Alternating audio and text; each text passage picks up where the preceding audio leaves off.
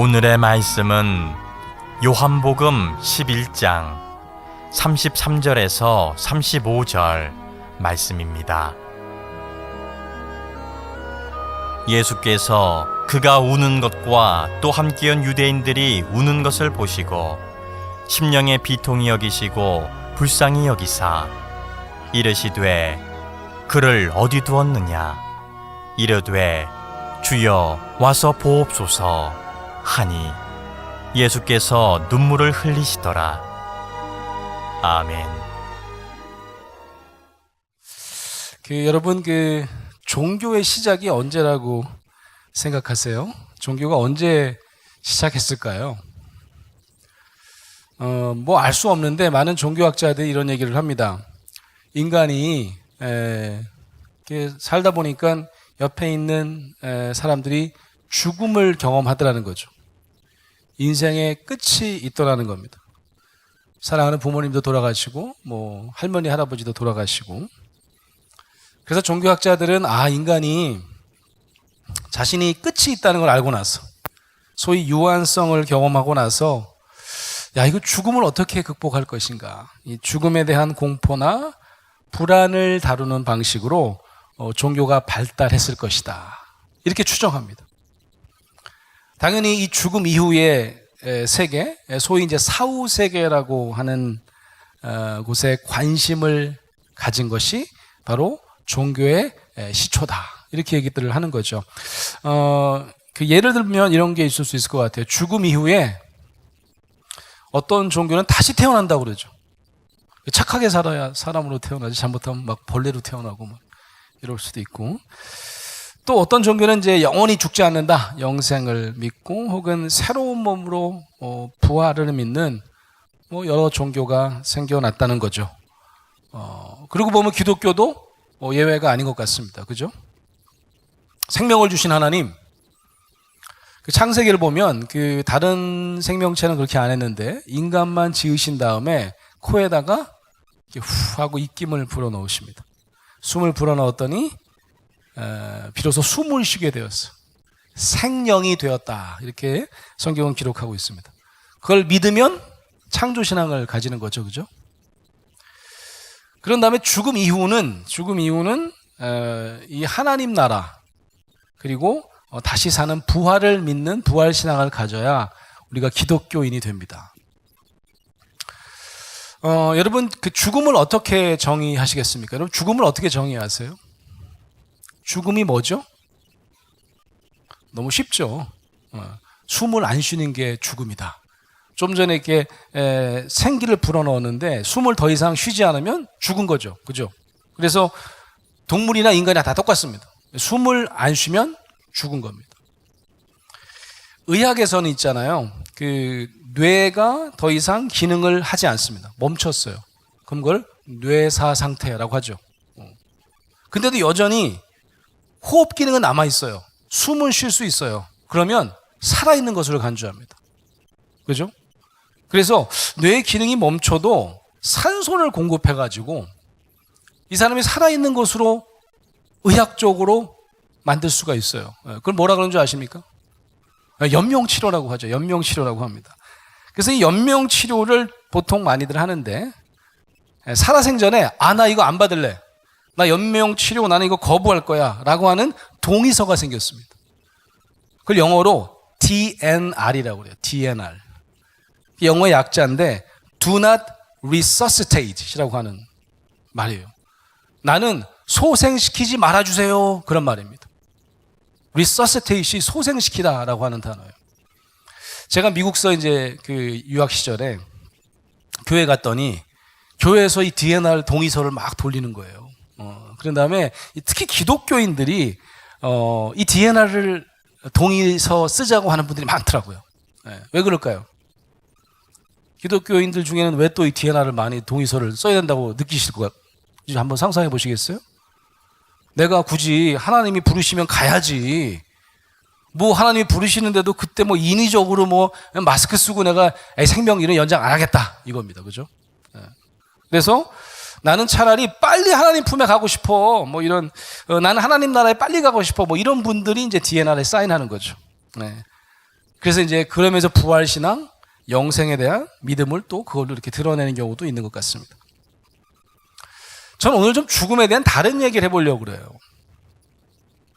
죽음을 이렇게 숨으로 정의할 수 있는데 좀 다르게 정의하는 심리학자 한 명이 있습니다. 그 사람의 이름은 하인츠 코앗이라고 하는 사람이에요.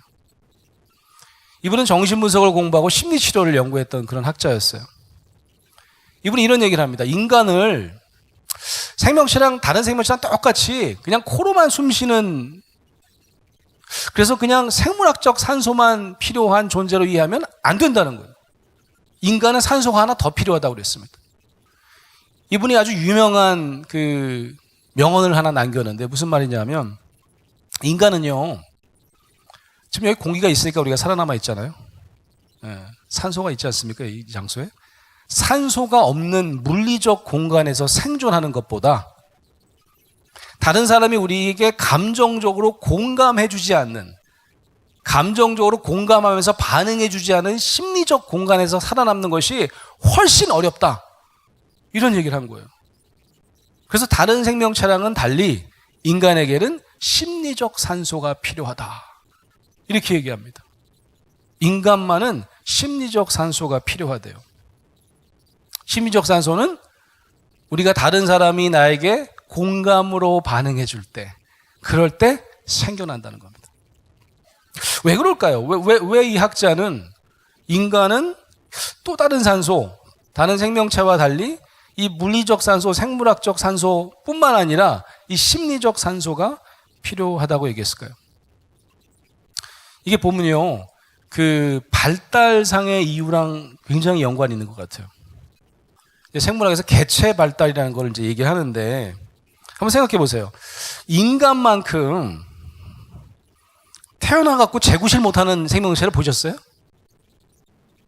태어난 다음에 오랫동안 이 어미나 옆에 있는 어른이 돌보지 않으면 바로 생명이 위급해지는 상황을 만날 수밖에 없는 생명체는 별로 없어요.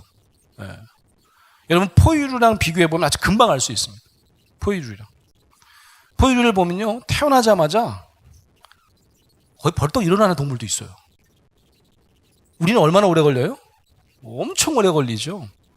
제가 유학 시절에 저희 큰 딸이 태어나가지고 옆에 이렇게 재우면서 TV를 보고 있었어요. 근데 TV에 그 동물의 왕국 같은 그 프로그램이 있더라고요. 내셔널 지오그래피라는 채널을 보면, 근데 아마 여러분 동영상 찾아보면 있으실 거예요. 기린이 새끼 낳는 장면을 보여주더라고요. 기린이 새끼를 낳는데, 기린이 새끼를 낳는데 서서 낳더라고요. 다리가 꽤 길지 않습니까?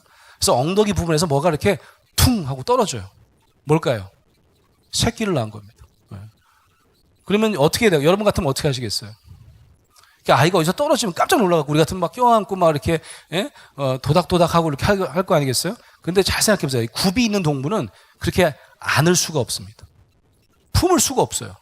그러니까 어떻게 하는 줄 아십니까? 발길질을 합니다. 얘를 막 뒷발로 빡빡빡 차더라고요. 태어나는 그 기린 새끼로. 우리가 보고 저거 너무 심하다 그랬어요. 그게 한 서너 번을 차니까 이 기린 새끼가 이렇게 하더니 갑자기 고개를 딱 드는 거예요. 나 깜짝 놀랐어요. 그리고 우리 딸이 옆에 자고 있었는데 이 목을 못 가눠가지고 이 구멍이 뚫린 베개에다가 머리를 쳐박고 자고 있더라고요. 그래서 제가 아내한테 그랬어요. 쟤 봐라. 우리 딸 보니까 쟤에 비해서 상태가 굉장히 안 좋아 보이더라고요. 얘는 거의 지금 몇 달 지났는데도 고개를 못 가누는데 얘는 태어나자마자 즉시 고개를 탁 드는 거예요. 깜짝 놀랐습니다. 그러더니 발길질을 계속합니다. 그랬더니 이 아이가 어떻게 된 줄 아세요? 이 새끼 기린이 일어나기 시작해요. 비틀비틀 거리면서 일어나려고 해요. 그래서 제가 그거 보면서 그랬어요. 야, 저러다 일어나겠다. 그랬더니 끝나자마자 일어났습니다. 그래갖고 우리 아내랑 너무 놀랐어요. 이거 얼마나 걸려요, 우리? 이거 거의 10개월 걸립니다. 동물과 비교해서 우리는 정말 엄청나게 오랫동안 어미의 돌봄이 필요한 생명체입니다. 인간은 오랫동안 이렇게 태어나잖아요. 그럼 엄마가 거의 한 품으로 품고 있어야 돼요. 젖도 먹이고요. 다칠까봐 거의 품고 있어야 되는 상황이 발생합니다. 안 그럼 죽어요. 이 갓난아기는 아주 오랫동안, 그래서 어쩌면 엄마랑 한 몸을 이룬 그게 아마 자기인 줄 알 거예요.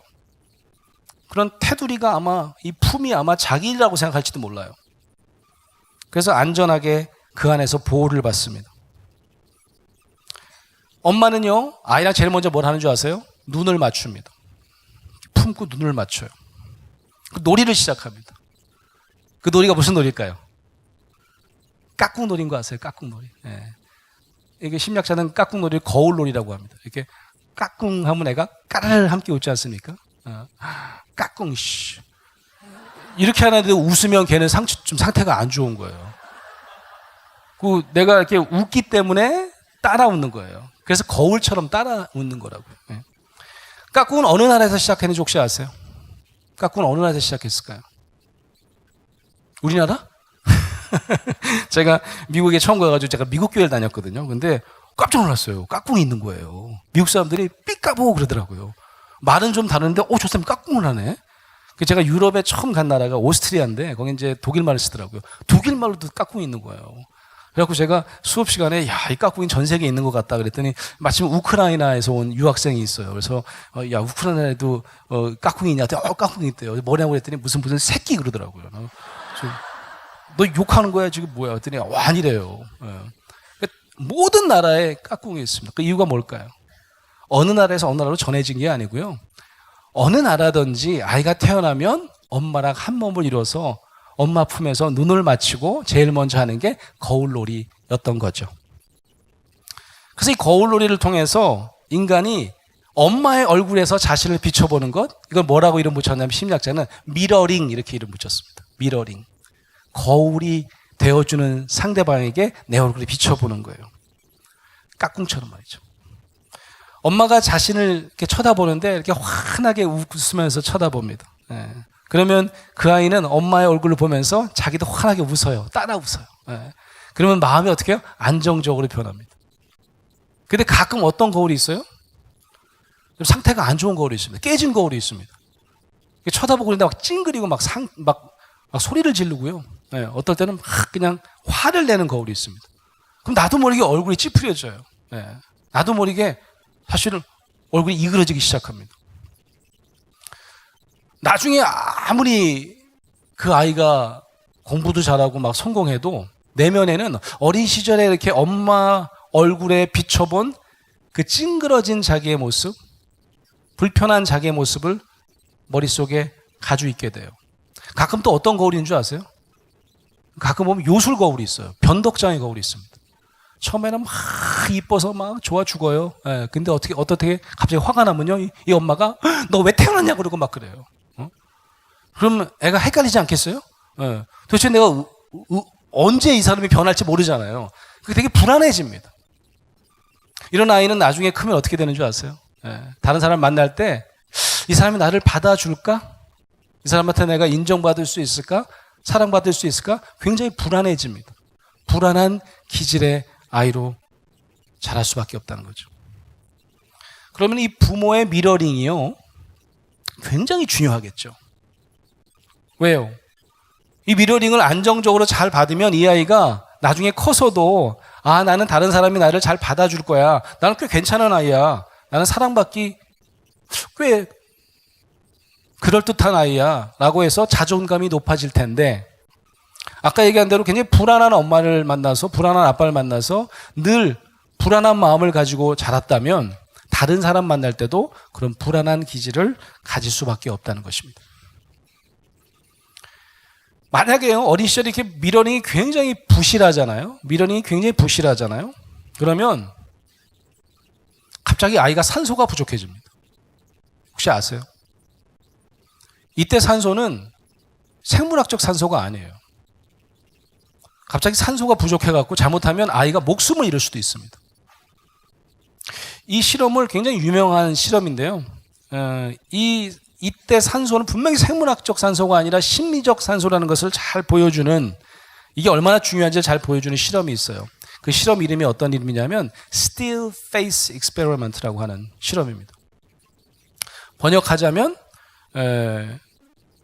찡그린 얼굴, 아니면 무표정한 얼굴, 보통 무표정한 얼굴, 스틸 페이스면 무표정한 얼굴 실험이라고 하는 실험입니다. 어떤 실험이냐면 깍꿍이랑 되게 비슷해요. 아이를 이렇게 앉혀놓고 하이체어에다 앉혀놓고 엄마가 까르르 웃습니다. 그럼 따라 웃어요. 거울처럼 까르르 따라 웃습니다. 엄마가 손짓을 하면 손짓을 따라하고요. 엄마가 천장을 쳐다보면 천장도 쳐다봅니다. 예, 똑같이 거울처럼 해요. 그러다가 엄마가 이렇게 싹 들어온 다음에 갑자기 무표정한 거예요. 예. 그럼 애가 살짝 놀라긴 하지만 아까처럼 또 까르르 웃습니다. 근데 엄마가 그대로 무표정한 표정을 유지하는 거예요. 그럼 얘가 어떻게든지 엄마를 돌려보려고 손가락질도 해보고 아까 한 대로 하늘도 쳐다봅니다. 근데 엄마가 껐떡도 하지 않아요. 계속 무표정합니다. 그럼 아이가 어떻게 변하는 줄 아세요? 여러분 동영상을 찾아보면요. 아이가 갑자기 막 흥분하기 시작합니다. 소리를 빽 지르기도 하고요. 그 하이체어가 막 흔들릴 만큼 막 소리를 지르고 거의 발작 같은 것을 시작합니다. 이걸 이제 과각성 상태라고 그래요. 이게 너무 심하면 실험을 중단해야 돼요. 그런 다음에 이제 또다시 이제 이렇게 싹 돌렸다가 다시 까르르 웃습니다. 그럼 막 흔들면서 막 눈물도 흘리고 막 소리 질렀던 아이가 갑자기 거짓말처럼 또 웃습니다. 또 손가락질하면 또 손가락질합니다. 그리고 하늘 쳐다보면 또 하늘 쳐다봐요. 요게 굳은 표정, 무표정 심리학 실험인데 실험을 이렇게 해야지 심하게 계속 하잖아요. 그럼 아이가 어떻게 되는 줄 아세요? 아이가 막 흥분하다가 갑자기 졸도합니다. 졸도해요. 시체처럼 쓰러져요. 이거 몇 번 더 하잖아요. 아이가 죽어요. 실제로 산소가 공급이 되지 않아서 죽습니다. 뇌가 망가지게 돼 있어요. 결국 한번 생각해 보세요. 아이를 살리는 힘이 뭡니까? 공기에 섞여 있는 산소가 아니에요. 이 엄마와 아이의 감정적인 미러링, 이게 뭐죠? 이게 바로 공감입니다. 우리가 공감이 절대적으로 필요한 거예요. 그러면 아이가 태어나서 부모랑만 잘 공감하면 됩니까? 아닌 것 같아요. 그죠? 청소년기가 되면 친구가 얼마나 중요해요? 또래가 얼마나 중요해요? 또래와 공감하는 것이 굉장히 중요합니다. 여러분 청소년기에 친구들이 나랑 공감해 주지 않아요. 나랑 얘기해도 나랑 말도 안 섞으려고 그래요. 심지어는 모른 척합니다. 시체처럼 그냥 지나칩니다. 그러면 숨이 쉬어지지 않습니다. 죽을 것 같아요. 여러분 가끔 우리가 극단적인 선택하는 청소년들 보지 않습니까? 왜 그런 거죠? 숨 쉬는데 아무 문제 없잖아요. 근데 공감을 받지 못하면 심리적 산소가 부족하면 인간은 막 숨이 막히는 거예요. 그래서 할 수 없이 스스로 죽음을 선택할 수밖에 없을 정도로 힘들어지는 것. 이게 우리 인간만이 가지고 있는 고질병이라는 말씀입니다. 이거는 생물학적 산소와는 무관한 것입니다. 그럼 이제 이런 생각을 한번 해봐야 돼요. 왜 이렇게 지으셨지? 왜 하나님께서는 인간을 이렇게 특별하게 만드신 걸까요? 고민이 됐어요. 왜 이렇게 만드신 거지? 아까 얘기했던 기린보다도 이렇게 못하게 말이지. 그래서 엄마가 아빠가 없으면 한시도 살 수 없게. 그래서 왜 이렇게 만든 거지? 이해가 되더라고요. 금세 이해가 돼요. 하나님께서는 우리 인간을 하나님과도 감정적 조율이 가능하도록 만드신 겁니다. 심리적 산소는 공감으로 제공된다고 그랬죠. 그래서 우리가 부모와 공감해야 되고 친구와도 공감을 잘 할 수 있어야 되고 이웃과도 공감이 중요한 만큼 우리를 지으신 절대자인 이 하나님과도 공감이 우리의 생존의 아주 필수적인 요소로 단순히 그냥 생물학적 생존, 사회학적 생존이 아니고 영적인 생존에도 필수적인 요소로 만드셨다는 사실입니다. 오늘 본문 말씀은 우리 복음서 중에서 우리 예수 그리스도를 통해서 하나님이 우리와 얼마나 공감하고 싶어 하셨는지를 가장 잘 보여주는 본문 같아요. 여러분 예수님이 많은 기적을 행하시지 않으셨습니까? 요한복음은 그걸 표적이라고 그래요. 표적. 예수님이 행하신 기적, 이 표적 가운데 가장 극적인, 가장 드라마틱한 기적이 뭡니까?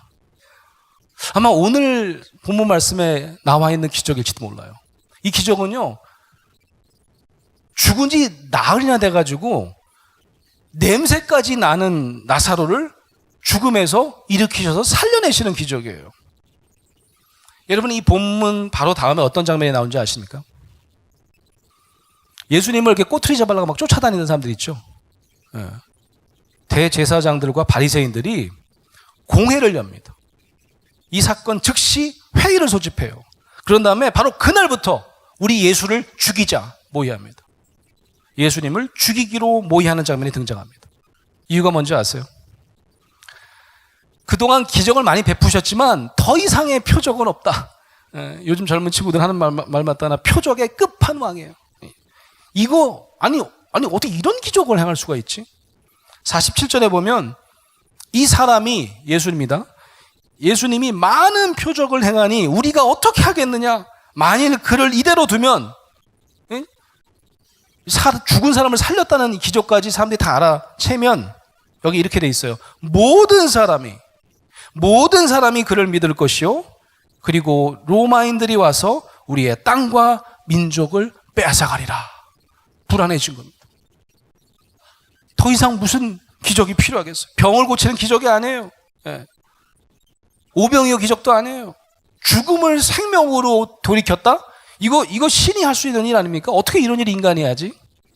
그래서 그때 당시에 예수님을 어떻게든지 꼬투리 잡으려고 했던 사람들이 예수님을 죽이기로 마음먹은 겁니다. 또 이제 현대인의 시각으로 보면 죽은 사람, 냄새나는 사람을 나흘이나 지났는데 살리셨다고? 이건 좀 말이 안 되는 것 같아. 아마 현대인이 보기에는 논리적으로 생각해 보면 이 복음서 못 믿겠어. 예수님 하신 기적 못 믿겠어. 이렇게 하실 법도 한 그런 본문입니다. 사랑하는 성도 여러분, 오늘 우리가 읽은 이 기적은 단순히 죽은 나사로가 생물학적 산소가 재공급되면서 살아났던 사건일 뿐만 아니라 예수님이 제공했던 심리적 산소로 말미암아 그가 소생되는 기적의 사건이었다는 사실을 명심하시기 바랍니다.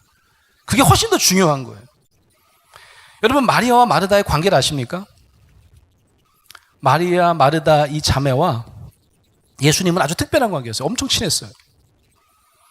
예루살렘에서 한 5리쯤 떨어진 베다니, 요즘으로 따지면 한 2km 정도 됐을까요? 떨어진 곳에서 예수님이 오시는 장면으로 오늘 본문은 시작됩니다. 우리가 그 앞에는 안 읽었는데요. 누가 먼저 나갈까요? 누가 먼저 마중 나갈까요? 마리아와 마르다 중에서. 마르다가 행동파입니다. 그래서 마르다가 먼저 나가요. 언니죠. 먼저 나가서 예수님을 맞이하면서 예수님을 만나자마자 하는 말, 주께서 여기 계셨더라면 내 오라버니가 죽지 아니하였겠나이다. 이렇게 얘기를 해요. 살짝 따지듯이 얘기했을 것 같아요. 좀 화가 나가지고 예수님 어디 갔다 오셨어요? 이렇게 얘기를 한 거예요. 이 말을 여러분 어떻게 이해하십니까? 예수님이 곁에 없어서 오라버니가 죽었대요. 막 이렇게 불평 섞인 소리로 얘기하지 않겠어요? 예수님이 옆에 계셨다면 어떻게 했다는 얘기예요? 심폐소생 잘하시나요, 우리 예수님이? 예수님은 연명치료 하실 수 있었던가? 왜 그러지? 예수님이 옆에 계셨더라면 무엇이 나사로를 살리는 힘이었을 거라고 믿었던 거죠? 궁금하시죠? 본문을 보면요, 아주 이상한 대화가 하나 나와 있어요. 22절에 이 마르다가 한 말입니다. 나는 이제라도 주께서 무엇이든지 하나님께 구하시는 것을 하나님이 주실 줄을 믿나이다. 이렇게 얘기를 해요. 뭘 구해달라는 거예요? 생명을 구해달라는 거 아니겠습니까? 그래서 23절에 예수님께서 이렇게 답변하십니다. 내 오라비가 살아나리라. 이렇게 얘기를 해요. 그러면 마르다가 어떻게 해야지 정상이에요? 땡큐 베리 마치 이래야 되잖아요. 너무 감사합니다. 그겁니다. 바로 저는 우리 오라비가 지금 당장 살아 돌아오기를 기대합니다. 이렇게 해야 되잖아요. 그렇게 안 합니다. 네 오라비가 살아나리라 그렇게 얘기했는데도 별로 좋아하지도 않고, 마지막 날 부활 때는 다시 살아날 줄을 내가 아나이다. 그건 이미 알고 있고요. 이래요. 그러면 지금 당장 다시 살아나는 것을 그렇게 강력하게 기대했다는 거예요? 안 했다는 거예요? 별로 기대를 안 한 것 같아요. 살아났다 그러는데 진짜요? 이렇게 하지도 않고요. 나중에 부활 때, 마지막 날 부활 때 살아난 거 그건 알고 있고요. 이렇게 얘기를 합니다. 그래서 지금 당장 살아나는 것은 가능치도 않다고 믿는 분위기예요. 그래서 대화는 끝이 납니다. 예수님이 유명한 말씀을 이때 하십니다. 뭐라고 얘기해요? 25절에 보면 나는 부활이요 생명이니 나를 믿는 자는 죽어도 살겠고 무릇 살아서 나를 믿는 자는 영원히 죽지 아니하리니 이것을 내가 믿느냐? 이렇게 물어보십니다. 네. 마르다가 대답합니다. 그럼요, 믿습니다. 주는 그리스도시요 세상에 오시는 하나님의 아들이신 줄 내가 믿나이다. 이렇게 대답해요. 무슨 세례문답하는 것 같지 않아요? 응? 근데 그러고 나서 그냥 돌아갑니다. 놀랍게 마르다가 그냥 돌아가요. 마리아한테 갑니다. 마리아한테 가가지고 뭐라고 하는지 아세요? 야, 선생님이 오셔가지고 너 부르신다 가봐라 그래요. 바톤 체인지합니다. 그래가지고 아마도 마르다는 이 마리아가 가야지만 되겠다 이렇게 느꼈는지도 몰라요. 차이점을 한번 발견해 보세요. 마리아가 그래서 다시 예수님께 갑니다. 얼마나 떨어져 있었다고 그랬죠? 좀 떨어져 있었다고 그랬잖아요. 오리쯤. 여전히 예수님은 마을에 들어오지 않고 그 자리에 그대로 서 있습니다. 마리아도 가서 똑같이 얘기합니다. 뭐라고 얘기할까요? 예수님이 곁에 계셨더라면 우리 오라버니가 죽지 아니하였을 것을 이렇게 얘기합니다. 근데 마르다랑 다른 점이 하나 있어요. 성경은 마리아와 마르다의 다른 점을 잘 기록하고 있습니다. 마리아는 슬피 울면서 예수님의 발 앞에 엎드렸다고 기록하고 있어요.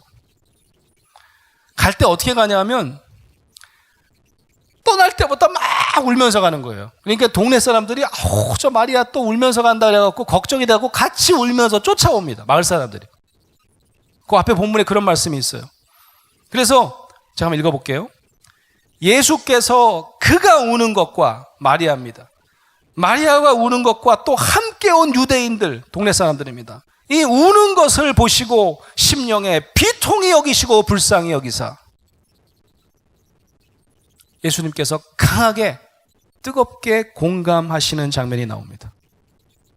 그를 어디 두었느냐 이르되 주여 와서 보옵소서 하니 예수께서 눈물을 흘리시더라 이렇게 말씀하고 있습니다. 여러분, 예수님이 어떻게 눈물을 흘리셨을까요? 예수님이 눈물을 어떻게 흘리셨을까요? 어떻게 흘리는지 여기 안 나와 있는데 한번 상상해 보세요. 원어 성경에 나와 있는 단어는 눈물을 주르 흘리다 이런 단어가 아닙니다. 눈물을 흘리셨다는 표현이 아니고 원어 성경에는 눈물을 콸콸 쏟으셨다라고 하는 단어를 쓰고 있어요. 예수님이 싹 눈물 흘린 게 아니고요. 엉엉 우신 거예요. 여러분, 나중에 어떤 장면이 나오죠? 무덤에 가서 그를 살리지 않습니까? 예? 나사로를 살리잖아요. 그 장면을 다 알고 보면 이해가 안 되는 장면이에요. 왜 예수님이 좀 이따 살릴 건데 왜 엉엉 우시죠? 예? 아니 왜 눈물을 흘리시냐고요. 금방 살릴 텐데. 게다가 펑펑 울기까지 했다고요? 뭐 이게 쇼맨십이십니까? 예수님의 진짜 기적은 어쩌면 생물학적 산소의 공급이 아니라 공감을 통한 심리적 산소의 공급일지 모릅니다. 예수님의 말씀, 너희가 죽어도 살겠고 살아서 믿으면 영원히 죽지 않는다는 말씀은 결코 생물학적 산소 얘기가 아니에요. 근데 심리학적 산소여야만 이해가 될 수 있는 진리입니다. 왜냐하면 결국 나사로가 죽었잖아요. 예? 몇 해 있다가 죽었을 거 아니에요. 10년쯤 더 살다가 20년쯤 더 살다 죽었을 거 아니겠어요. 영원히 산다는 것은 어쩌면 생물학적 산소와는 무관한 걸지도 모릅니다. 예수님의 존재 자체가 바로 하나님께서 우리를 얼마나 뜨겁게 공감해 주셨는지를 보여주는 사건입니다. 그를 왜 보내주셨는지 아세요? 그를 우리와 공감하기 위해서. 그래서 저는 이런 말 참 좋아해요. 예수님께서 이 땅에 오셨다 그런 표현보다는 예수님께서 여러분과 저의 가슴 속에 오신 겁니다. 우리 가슴 가운데 있는 가장 밑바닥에 있는 그 감정을 함께 공감하기 위해서 이 땅에 오셨다는 말씀이죠. 그래서 예수와 함께 공감하고 호흡하면 죽어도 살고 그와 공감하면 영원히 죽지 않는다는 말씀이 오늘 본문의 말씀인 것입니다. 여러분 5월은 가정의 달이에요. 그렇죠? 가정의 달. 가정을 살리는 기적은 뭘까요? 여러분 가족 중에서 가장 공감하기 힘든 사람이 누구예요? 한번 떠올려 보세요. 누가 제일 공감하기 힘듭니까? 막 옆에 쳐다보고 막 그러시네. 아마 그 미디어가 그렇게 만들어내긴 했지만 그 중2 학생들이 참 공감하기 힘들다 그래요. 그래서 이제 중2 학생들이 병 걸렸다고 그러잖아요. 중2병이라고 그러고. 여러 해 전에 한 10년까지는 안 됐을 것 같은데 7, 8년 전쯤에 제가 라디오 방송 코너를 하나 맡고 있었어요. 근데 중2병 그러니까 그 PD가 우리 교수님 중2병 특집을 한번 해보죠. 어떻게 하는 거냐 그랬더니 사연을 받아갖고 중2들 사연을 받아갖고 제가 이제 좀 이렇게 코칭 상담도 좀 해주면 그런 거 하면 어떻겠냐. 재밌겠다. 그래서 사연을 받았습니다. 너무 사연이 많이 와가지고 한 달 하려고 했는데 몇 달 했던 것 같아요. 다른 거 다 잊어버렸는데 굉장히 기억에 남는 사례 하나가 있습니다. 그 사례를 잠깐 말씀드리고 설교를 마치려고 합니다. 이 어머니가 사연을 보내주셨는데 자기 딸이 너무 착하고 너무너무 좋은 딸이었대요. 왜냐하면 공부를 잘해요. 전교 1등이야. 전교 1등이면 무조건 좋은 딸이잖아요. 게다가 반장이야. 리더십도 있어. 무슨 흠잡을 때가 있었겠어요. 근데 중2가 되더니 달라졌다 그러는 겁니다. 어떻게 달라졌느냐 사연에 쫙 써 있어요. 굉장히 승질을 잘 낸대요. 갑자기. 그래가지고 이제 방에 들어올 때, 집에 들어올 때, 그 누르는 거 있지 않습니까? 키패드가 있지 않습니까? 띠띠띠, 아이씨! 띠띠띠, 아이씨! 한 3번 한대요, A씨를. 막 흥분했다는 얘기입니다. 되게 막 흥분해갖고 이제 안 되는 거예요. 그래서 가끔 우리 이게 써놓잖아요. 응? 옛날에 우리 개조심 같은 거 써 있는데, 이제 집 앞에다 중2 조심 이렇게 써 있어요. 중2 있으면 시끄럽다 이거죠. 그래갖고 그러면 이제 엄마가 안에서 그걸 듣고, A씨 소리 막 듣고, 막 한 번에 못 들어오는 소리 듣고 이제 알겠죠. 아, 얘가 왔구나. 오늘. 이렇게 심호흡 좀 하고 있어 기다리고 있는데 이제 아이가 들어왔는데 엄마가 아는 척 해야 하네요. 아는 척 안 하고 가만히 있습니다. 그러면 이제 한 번 더 알려줘야 되겠죠. 나 화났다고. 내가 공감받을 내용이 있다는 얘기를 지금 하는 건데 엄마가 못 알아차립니다. 그래가지고 이제는 가방을 집어던집니다. 공부 잘하는 애들은 가방이 무거울까요? 가벼울까요?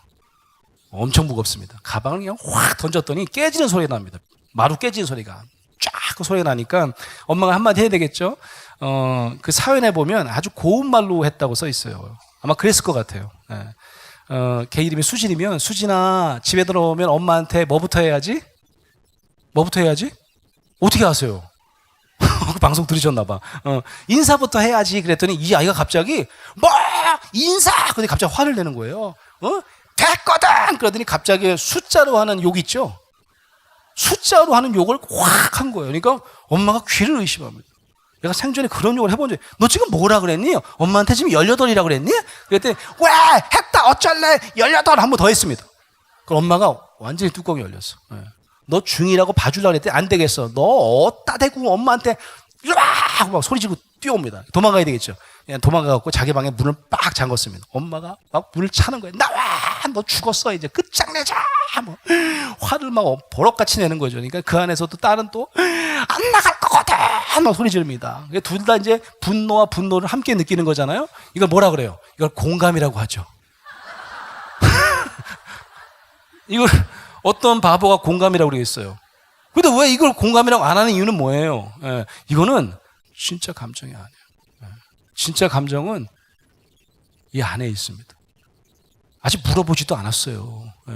무슨 일이 있는지 물어보지도 않았어요. 그래서 이제 상담 교육을 받았거나 좀 이렇게 공감에 대한 이제 훈련을 받은 분은 일단 물어봐야 될 거 아니겠어요. 애가 그러니까 띠띠띠띠 몰랐으면 가방 던질 때쯤에 물어봐야 돼요. 막 달려와요. 수진아 무슨 일이야 물어봐야 돼요. 애가 한 번에 얘기해 줄까요 안 해줄까요?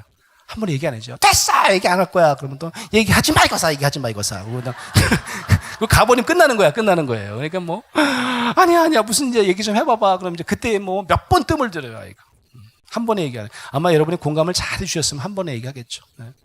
막 듣다 갈 거면서 뭐 아유 얘기하기 싫다 그러면 아니야 끝까지 들을게. 얘기 좀 해봐. 수진아 무슨 일인데 얘기 들을 시간이 있어? 아 그럼 얘기해봐. 무슨 일이야? 그때 얘기합니다. 근데요 딱 꼭지가 꺾일 거예요. 목소리 톤이 탁 바뀔 거예요. 울먹이는 소리를 그때 얘기하기 시작합니다. 무슨 얘기 할까요? 그날 있었던 얘기 하겠죠. 오늘 학교에 갔는데 잘 나가는 중3 언니들이 나를 불렀다고 막 그런 거죠. 잘 나가는 중3 언니들한테 당한 거예요. 중3 언니들, 잘 나가는 중3 언니들이 어떤 언니들인지 혹시 아세요? 뭐 어른들은 무슨 뭐 면도칼 신는다 그러는데 요즘에 그런 애들 없어요. 뭐 자기 때 생각하고 있어. 요즘엔 그렇게 나쁜 애들 없어요. 잘 나가는 중3 언니들은 그냥 치마를 좀 말아 입는 애들이에요. 멋대는 거 좋아하고 이제 공부 잘하는 애들 같으면 이뻐할 리가 없죠. 공부 잘하죠. 반장이죠. 항상 괴롭힙니다. 얘를 불러요. 그러면서 막 야단치는데 뭐 갖고 야단쳤을까요? 인사 안 한다고 야단쳤어. 인사 안 한다고. 근데 엄마가 아까 뭐라 그랬어요? 집에 오면 뭐부터 하라고? 인사. 그렇게 얘가 확 난 거예요. 뭐 인사 됐거든 그런 거예요.